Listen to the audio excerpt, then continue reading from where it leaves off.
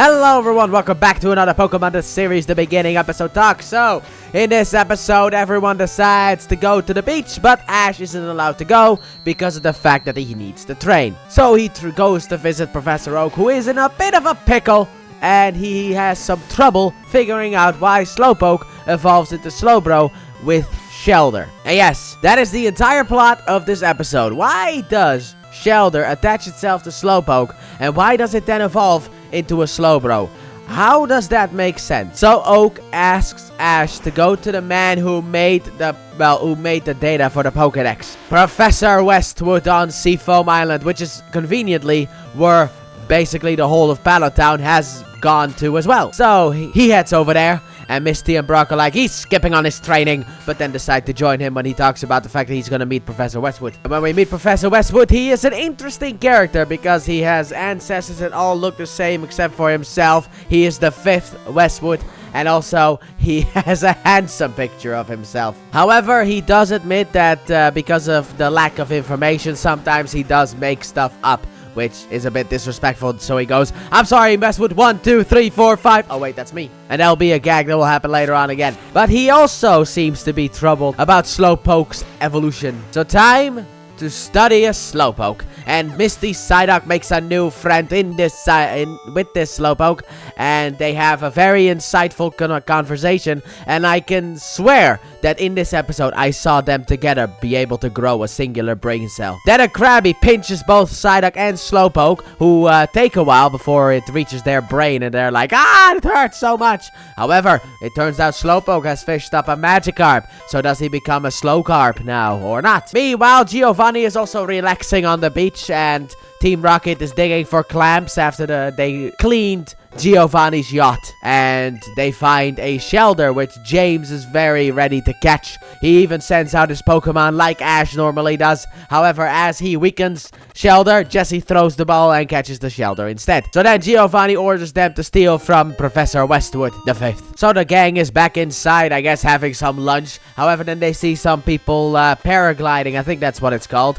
But then it comes towards them, and it turns out it was Team Rocket after all. And they do their motto, and they're basically here to have a Team Rocket dex. Basically, Jesse is absolutely brilliant, James is absolutely smart, and Meowth is absolutely cool, or whatever they had in their descriptions. So they want to steal the Pokemon here. However, turns out Westwood the 5th only has a Slowpoke. So Jesse's like, well, I got a Shelder, let's make it evolve. So they want to do that because Slowbro is actually a useful Pokemon that Giovanni might appreciate, and not Slowpoke. So as the chase happens, Psyduck pops out of the Pokeball in order to help his friend Slowpoke.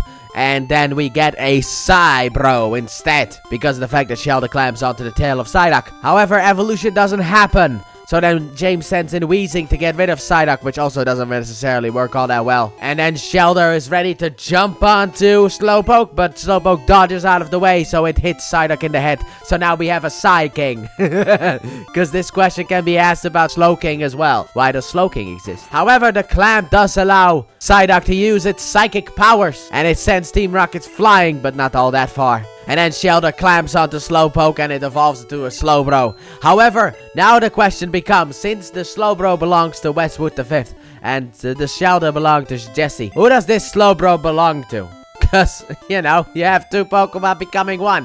Who's the owner? Are they both? Do they share custody or not? Does one Pokeball just not work anymore? Like, I don't get it.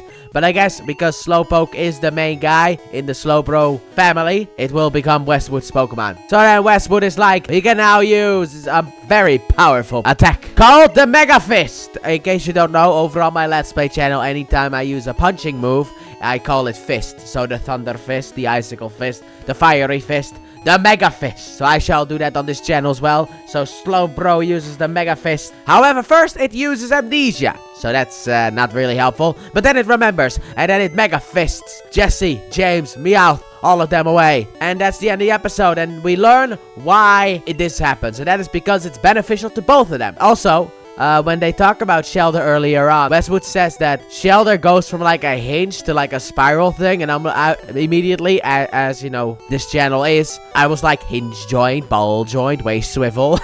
Hinge joint. That was immediately what I was thinking of. But anyway, the reason that Slowpoke and Shelder join forces is because the Shelder allows Slowpoke to stand up so he can use punching moves that are absolutely worthless because of the fact that this idiot has a physical attack stat of 75 and a special attack stat of 100. But also it is beneficial for the Shelder because of the fact that Shelder can now travel on land on the back of Slowpoke. And by the way, to anyone who says that Pawmi, Pawmo, Pawmot was lazy, that's basically the same thing as Slowpoke and Slowbro. I mean, the shell changes, but Slowpoke doesn't. It just stands up. Just like Pawmi.